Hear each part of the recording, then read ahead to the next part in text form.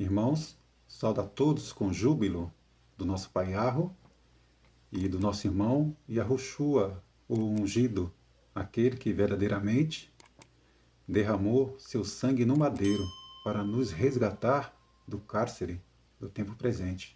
Porque até o presente, irmãos, a gente está sob cárcere, sob domínios dos povos pagãos, como está escrito no Apocalipse de Baruque. Os pagãos haverão de viver em prosperidades, e vocês almejarão o dia de glória que tiveram no passado, porque a nossa plenitude, hoje, a nossa prosperidade, foi parar na mão dos nossos inimigos. E hoje comemos a migalha que cai da mesa deles, mas o Pai vai restabelecer o primogênito dos povos, né? Vai estabelecer o primogênito dos povos, os povos pretinhos. Foram os primeiros a vir à existência. E hoje também, muitos dos nossos povos, dos nossos irmãos branquinhos, que está tendo conhecimento da verdade, o conhecimento dos nomes verdadeiros, que é Yarro, e seu filho Yahushua, está se unindo à causa. Está espalhando também essas verdades pelos 4 cantos do mundo, porque sabemos que o nome anterior que adoramos antes, esse nome tem sido bastante propagado, né? Várias nações conhecem esse nome. Mas o nome que hoje veio ao nosso conhecimento, por causa daquela profecia de Daniel, quando diz que quando a ciência se multiplicar, muitas coisas haveriam de ser reveladas. E estamos vivendo esse momento de revelação, porque está se cumprindo essa profecia. Irmãos, vamos dar continuidade no estudo que a gente estava fazendo no livro de Melquisedeque, a história do universo. Hoje é o capítulo de número 9, que o Pai Yarro possa me dar conhecimento, que eu possa trazer para os irmãos um bom discernimento da leitura, que eu possa mostrar para os irmãos o oculto que muitas das vezes está nas escritas. Vamos começar. Amparando Adão e Eva em seus passos, o Criador conduziu-os através de um vale ferido até alcançarem o sopé de uma colina. Galgaram-na em lentos passos, enquanto trocavam palavras de ânimo e esperança. Seus pés alcançaram finalmente a relva macia que cobria o topo espaçoso daquela colina. Era sobre aquele lugar que o casal via a cada dia o sol declinar, banhando o céu e os vales de um vermelho vivo, como o sangue que jorrara do peito do cordeiro.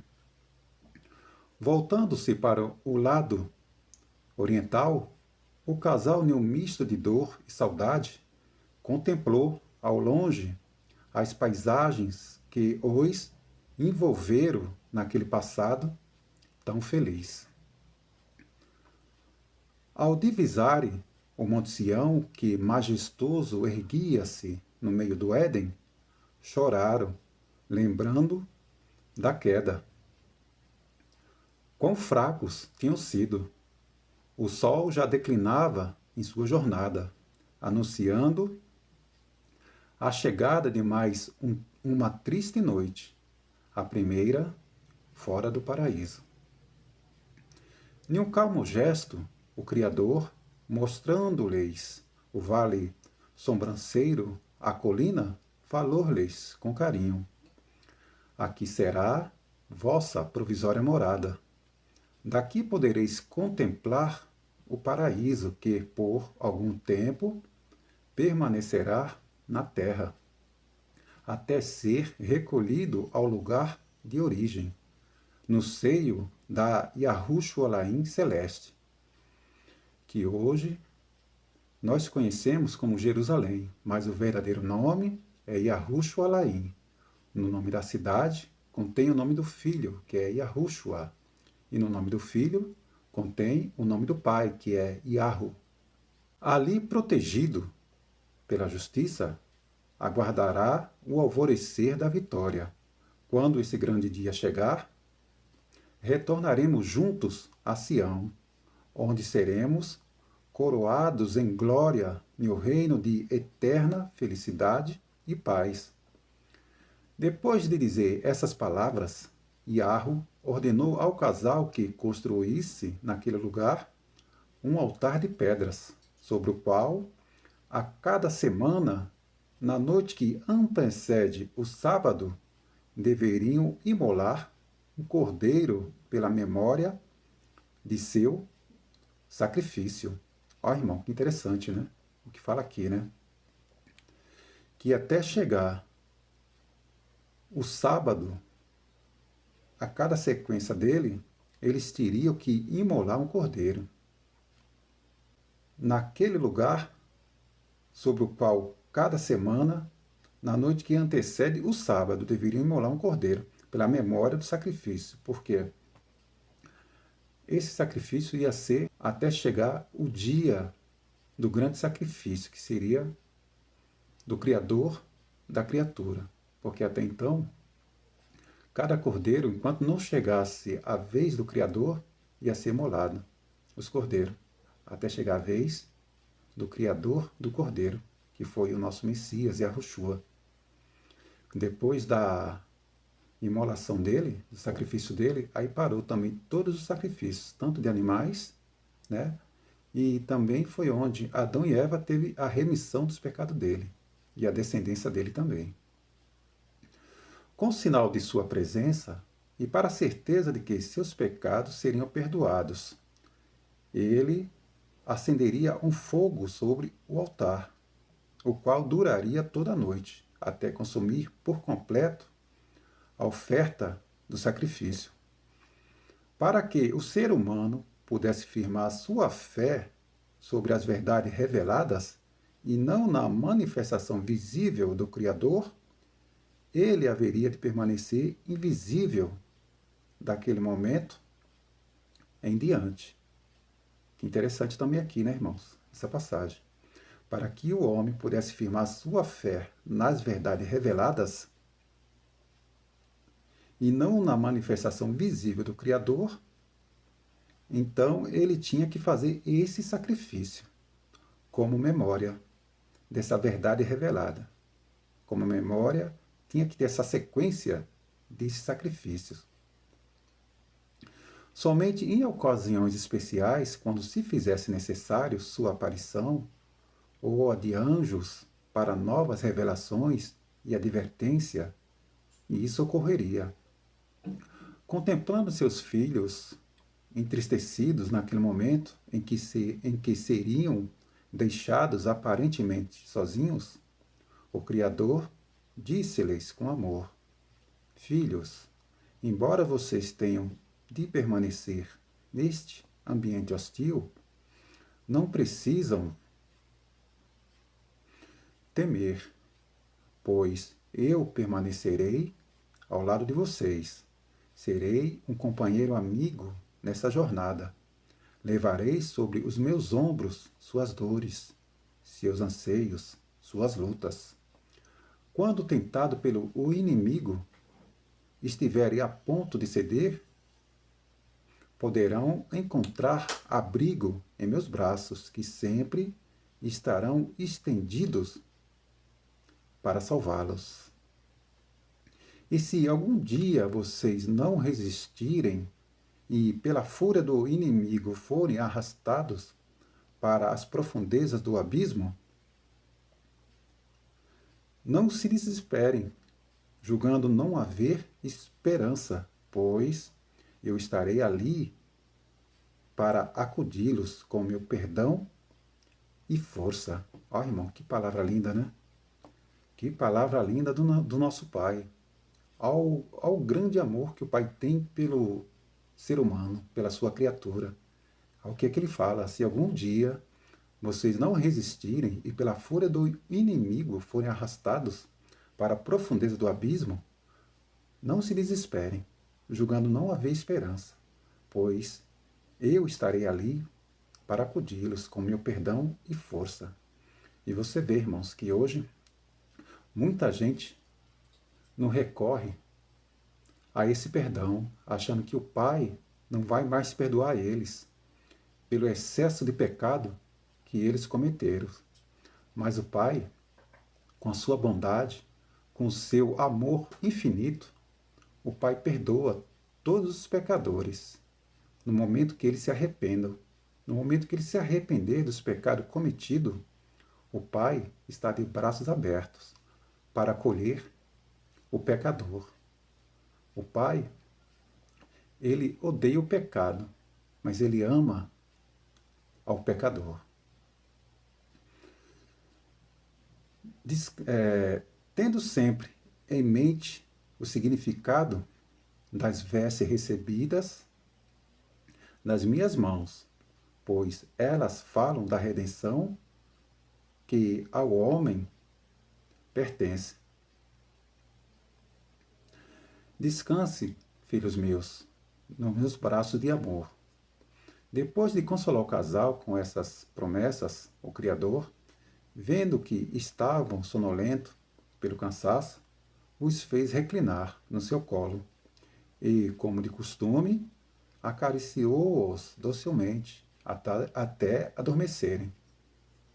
Ao vê-los esquecidos em seu sono, Iarro chorou, ao prever o sofrimento que experimentariam ao acordar. Vai, irmão, que interessante essa passagem, né? Que o pai, ao ver eles dormindo, ele chorou, porque ele sabia o sofrimento deles, a realidade que eles iam ter no momento que acordassem. Como ia ser duro, dali para frente, a realidade deles. Por isso que o pai chorou. Com o coração partido pela dor causada por aquela separação física, o Criador deixou o casal adormecido sobre a relva depois de beijar-lhes as faces já marcadas pelo sofrimento. Sua luz dissipou-se ao tornar-se invisível, dando lugar às trevas daquela primeira noite fora do paraíso. No subconsciente do casal, começaram a desfilar sonhos coloridos de um passado feliz. Encontravam-se, mais uma vez, em meio às belezas do Éden, saciados por uma alegria eterna. Agradecidos pela vida, corriam pelos campos floridos, brincando com os animais. Com felicidade uniam as vozes aos anjos nos harmoniosos cânticos em louvor ao Criador. Tantas cenas lindas desfilavam em seu subconsciente, mas esses sonhos tornaram-se pesadelos, fazendo-os reviver sua tragédia. Agonizantes despertaram em meio à escuridão daquela primeira noite no exílio.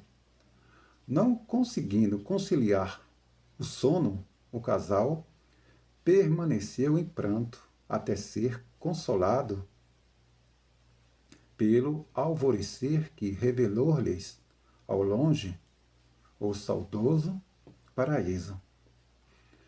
Iarro, ainda que invisível, permanecia ao lado de Adão e Eva, ali na colina. O sofrimento deles era o seu sofrimento, como também a esperança de um dia retornarem vitoriosos a Sião. Ante o olhar contemplativo do Criador, revelava-se o futuro sombrio da humanidade. Com pesar, via incontáveis criaturas padecendo sem salvação por rejeitarem o seu amor. Olha, irmão, que interessante essa passagem, né? O que o pai fala? Que com pesar via incontáveis criaturas padecendo sem salvação por rejeitarem o seu amor. Porque Hassatan como ele é o pai do engano, ele iria usar essa arma para seduzir o homem, a humanidade. Então, muitas das pessoas que estão hoje em pecado, pela quantidade de pecado cometido por eles, eles têm isso na mente, colocado por Satã, que ele não tem mais perdão, que ele é um pecador, que ele pecou muito, que o Pai virou as costas para ele. Mas é puro engano, que o nosso Pai, o amor dele é infinito. O que o Pai quer do pecador é o reconhecimento de seus pecados e o arrependimento, para que ele possa ser restaurado e volte ao braço do seu Criador. Lágrimas molharam a sua face, ao antever o inimigo empregando toda a astúcia a fim de reter os seres humanos sob o seu domínio. Longa seria a noite do pecado, e renhada a batalha pela reconquista do reino perdido. O triunfo da luz requeriria da parte de Iarro um sacrifício imenso. Na pessoa do Messias Yahushua, a seu tempo, ele nasceria entre os homens, com a missão de pagar o preço do resgate. Por meio dele, muitos seriam libertos da garra do inimigo. Todos aqueles que o aceitassem como Salvador e Rei. Interessante, né, irmãos? Você vê que as portas estão abertas para todos, pecadores arrependidos. Por meio dele, muitos seriam libertos das garras do inimigo. Mas todos aqueles que o aceitassem como Salvador e Rei. Contra esses escolhidos, o inimigo arregimentaria todas as forças, procurando fazê-lo cair. Em sua visão de futuro, o Criador contemplou com alegria o triunfo final dos redimidos. Haviam sido extremamente provados, mas em tudo foram mais do que vencedores, por meio daquele que os redimiu das trevas para o reino da luz. Que lindo, né, irmão? Que linda essa passagem, né? Você vê que apesar de tudo, apesar de todo esse sofrimento que nós estamos passando nesse momento, mas o nosso Pai, com seu amor infinito, ele já viu esse futuro esplêndido que hoje nós vivemos, né? Como fala aqui, que nós fomos extremamente provados, mas em tudo fomos mais que vencedores, por meio de Yahushua, aquele que os redimiu das trevas para o reino da luz.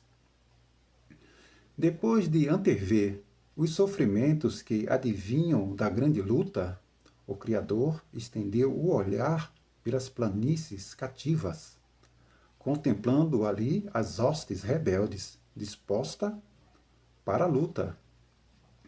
O objetivo desses exércitos era apossar-se novamente do ser humano, no qual estava selado o direito de domínio sobre o universo.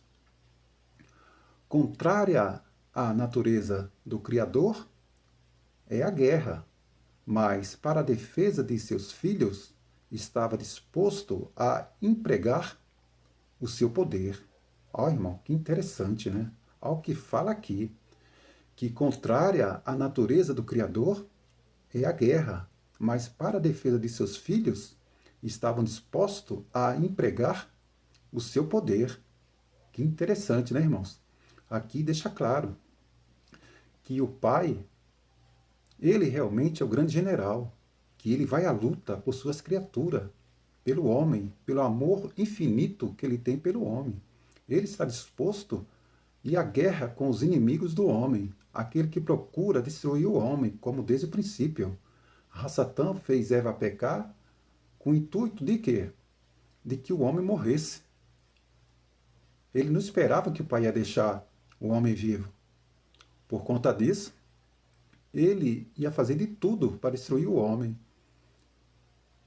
E com isso, o pai iria à guerra com o inimigo do homem, que é aquele que se rebelou contra ele no céu, né? Que antes ele era Lúcifer, depois perdeu a sua glória, passou a ser chamado Satanás. Sua força, contudo, somente seria empregada com justiça. Se o ser humano recusasse essa proteção oferecida mediante o sacrifício do Messias, Yahweh nada poderia fazer para impedir que o mesmo perecesse nas garras do inimigo. Adão e Eva, contudo, haviam se arrependido de seu grande pecado, recebendo pela compaixão de Yahweh vestes de salvação, simbolizadas pelas peles do cordeiro sacrificado. E essa vestimenta aqui, irmão, que Adão teve, feita pelo Criador, essa vestimenta aqui, depois da morte de Adão, teve vários que depois dele usou essa roupa. Por último deles que usou essa roupa e passou a ter poder quando colocou a roupa de Adão foi Nimrod. Nimrod teve poder que foi dado a ele, foi através da roupa de Adão, quando ele vestiu essa roupa de Adão. Justificado pela entrega do casal, o Criador convocou seus poderosos exércitos para a peleja. Em pronta obediência, as hostes da luz irromperam pelo espaço sideral em direção à terra, circundando uma forte muralha, a colina portadora daquele tesouro redimido pelo sangue do Divino Rei. Ao ser humano fora conferido no Éden o dever de cuidar da natureza. Preparavam canteiros para as flores, colhiam frutos para mantimentos. Dirigiam os animais em seu inocente viver, adestrando-os para que lhes fossem úteis. Essas ocupações tinham sido para eles fontes de desenvolvimento e prazer. Agora, apesar das adversidades, deveriam continuar realizando esse dever. O trabalho em si, realizado segundo as ordens do Criador, já anularia muitos ataques do inimigo. Como a gente sabe, né, irmão? Aquele velho ditado, né? Que a mente parada é a oficina do mal. Então temos que colocar nossa mente em atividade, para que o mal não venha nos perturbar com pensamentos negativos. As primeiras ocupações do casal, naquela manhã, trouxeram-lhes revelações do grande amor de Yahweh, até então desconhecidas. Ao reunirem as pedras para a construção do altar, experimentaram a dor das feridas que jorram sangue, como também as fadigas que fazem minar suor. Sentindo e contemplando tudo na própria carne, amaram mais o Salvador, para quem o altar construído prefigurava feridas maiores que verteriam todo o seu sangue, como também fadigas que minariam toda a seiva da sua vida. O olhar de saudade e de esperança do casal, de agora em diante, jamais possuiria no Éden distante, sem discernir primeiro o altar do sacrifício. Esse altar, com suas manchas de suor e sangue, permaneceria como uma lembrança da dor e do sofrimento que, depois de umedecer os lábios dos seres humanos, transbordaria na taça do Criador. Após contemplar por longo tempo o paraíso da eterna vida que estenderia-se muito além daquele altar escuro de morte, o casal experimentou o doce alívio do descanso. Desejosos de conhecer as paisagens de seu novo lar, Adão e Eva, animados pela esperança, saíram a passear.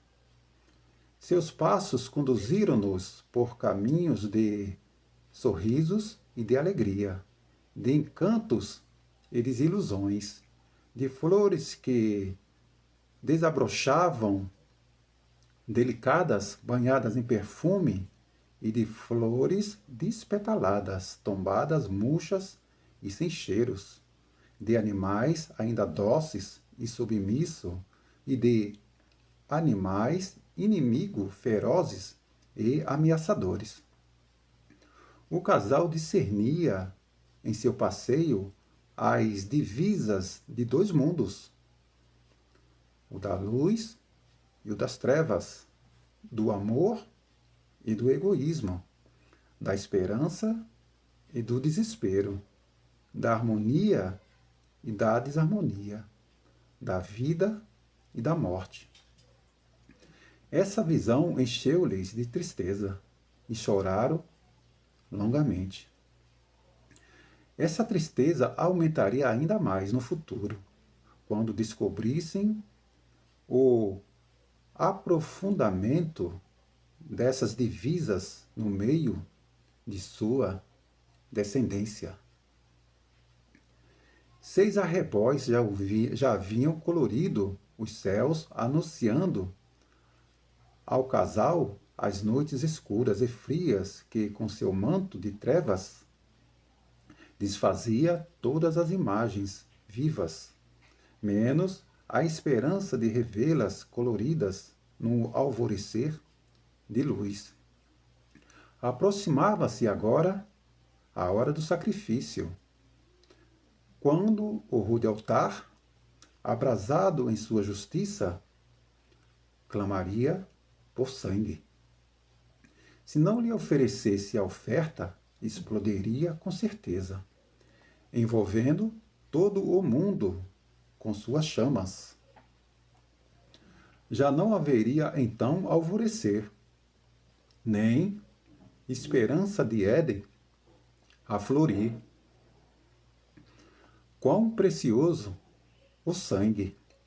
O sangue é vida, vida é luz. Para um ser, aquela noite tornar-se-ia eterna, sem alvorecer. Esse ser deveria assumir a culpa de todo o mundo, dando seu sangue ao rude altar.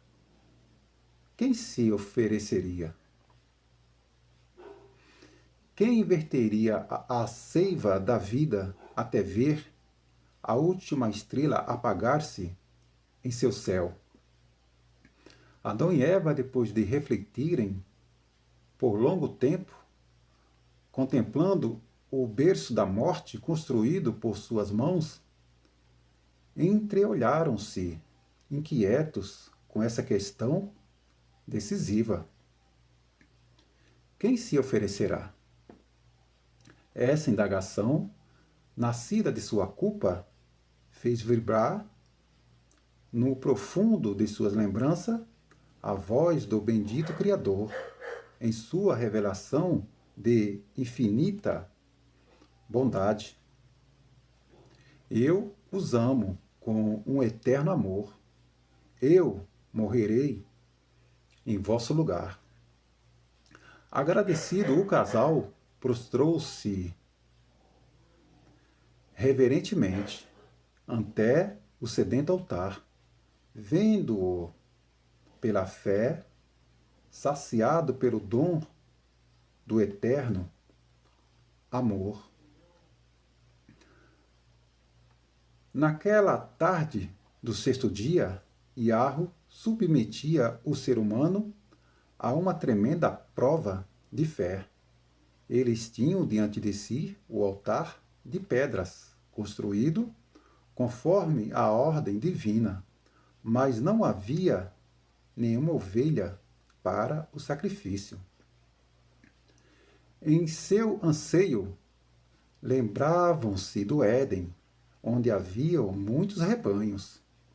Ao ver o sol tombar no horizonte, Adão e Eva passaram a clamar a Iarro por socorro, pois sabiam que somente um milagre poderia providenciar-lhes, naquele derradeiro momento, um cordeiro para o sacrifício.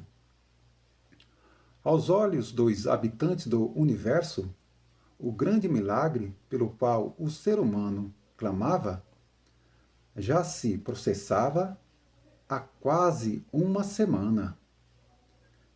Guiado pelo Criador, um imaculado cordeiro deixara o Éden e seguira os rastros do casal em sua caminhada para o exílio. Em sua longa jornada, esse animalzinho teve de enfrentar muitos desafios e perigos. Mas protegido e guiado pelo Criador, prosseguiu em sua missão. Quando as sombras do anoitecer começaram a envolver a colina, o casal vivia tão dura prova de fé. Discerniu um pontinho branco que saltitava num gramado vindo em direção deles. À medida em que se aproximava, aquele vulto parecia falar de esperança, de vida e calor. Ao ver que o grande milagre acontecera, correram ao encontro do cordeiro, envolvendo-o nos braços. Que lindo, né, irmão? Que lindo essa passagem, né? Que lindo. É o desespero que eles estavam, né, por não ter nenhum cordeiro. E eles sabiam que eles tinham que cumprir esse ritual, né, em memória do Messias que futuramente viria. Então eles tinham que cumprir esse ritual em memória do Messias, como símbolo do Messias. Mas no primeiro sacrifício eles não tinham cordeiro. E eles já estavam desesperados. E o Criador quis testar a fé deles. Mas eles ficaram firmes, né? Ficaram firmes, um pouco desesperados também, porque já estava, né? O sol já estava começando a ir embora. Mas o Pai, né? O Pai supriu eles pela fé deles. Continuando. Ao ver que o grande milagre acontecera, correram ao encontro do cordeiro, envolvendo-o nos braços. Ele estava fatigado, mas não descansaria, daria descanso. Estava sedento, mas não beberia, daria de beber ao altar que clamava por sangue. Aquele cordeiro tinha vontade de viver nos braços do homem, mas morreria para que esse pudesse viver nos braços do Criador. Olha, irmão, que lindo. Que linda essa passagem, né? Que linda essa passagem. Aquele cordeiro tinha vontade de viver nos braços do homem, mas morreria para que pudesse viver nos braços do Criador. Que bonito, né? O homem amava ele, mas ele preferiu morrer para viver no braço do Criador. Era um perfeito simbolismo do Redentor que deixaria sua glória, vindo em busca do pecador. As trevas de mais uma noite baixaram lentamente, envolvendo toda a natureza em sua prisão. Sua força, porém, seria quebrada diante do ser humano, pelo brilho de um fogo especial, aceso pelas mãos do divino perdão sobre o corpo sem vida do inocente Cordeiro. Tudo estava preparado para o doloroso golpe, ato que apagaria daqueles olhinhos meigos a última estrela de vida, mergulhando-os na fria escuridão de uma eterna noite.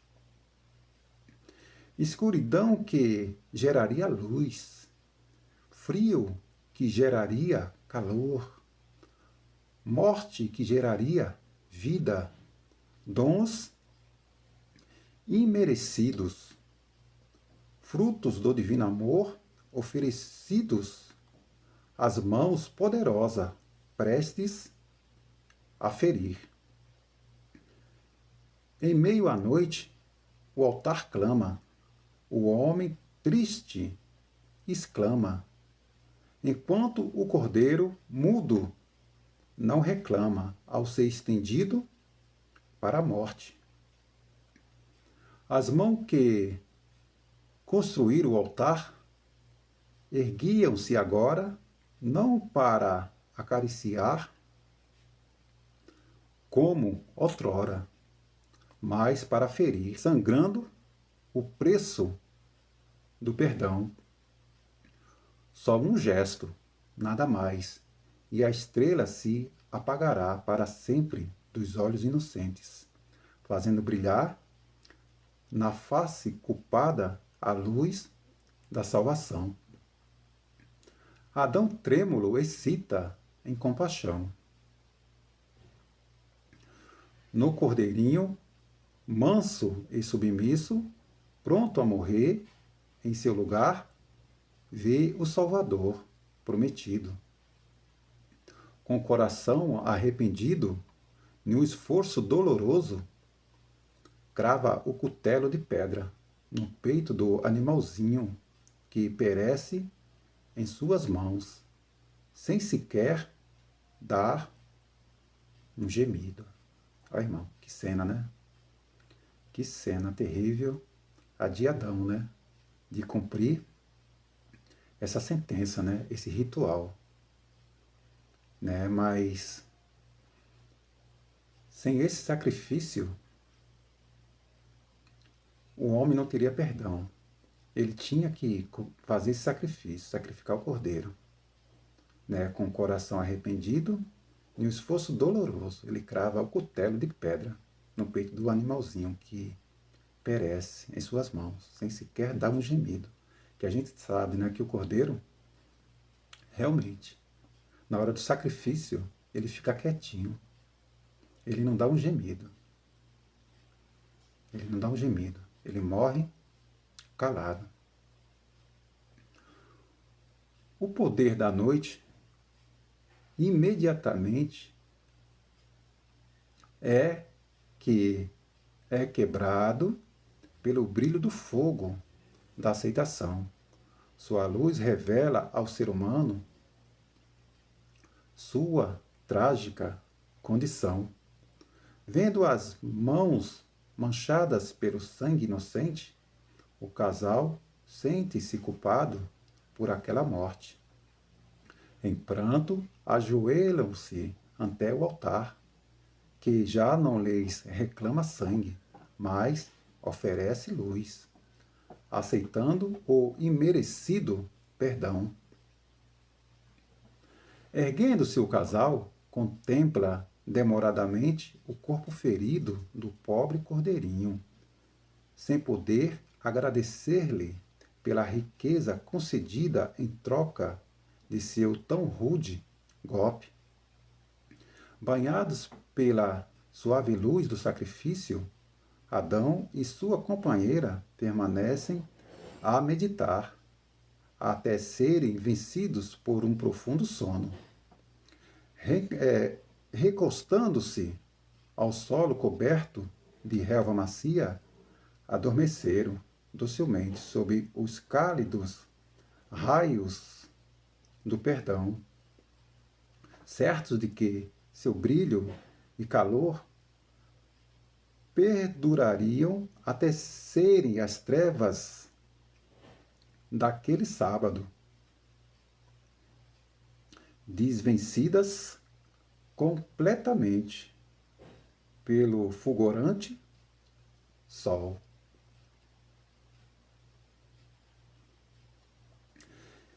Que história linda, né, irmãos? Que história linda. Que história linda deles, né? Como foi grande o sofrimento deles. Como foi grande o sofrimento de Adão e Eva. Sacrificar um animalzinho, o animalzinho que eles mais gostavam no paraíso, eles tiveram que sacrificar. Quando eles pegaram pela primeira vez o cordeirinho, ele falou: Criador, o olhar dele, como se parece contigo, a meiguice, aquela mansidão. Eles viram no cordeiro a imagem do seu Criador, que o Criador já sabia, que o Criador já sabia o significado daquele cordeiro. Como nosso Pai, ele sabe de todas as coisas. Antes da fundação do mundo, antes do mundo ser formado, ele já sabia de tudo o que ia acontecer. Nada passa despercebido ao nosso Pai. Nada passa. Ele sabe de todas as coisas. Mas ele deixa que tudo aconteça, porque ele sabe o que ele pode fazer no meio do caminho. Os resgates que ele vai fazer no meio do caminho. Até chegar o último dia, O último dia, onde ele vai recolher o povo dele e aqueles que aceitarem o sacrifício do Cordeiro e reconhecer o nosso Messias como Rei e Salvador. Então, irmãos, ficamos aqui. Até uma próxima leitura. Fiquem todos com júbilo do nosso Pai Arron e do nosso irmão Yahushua, o ungido.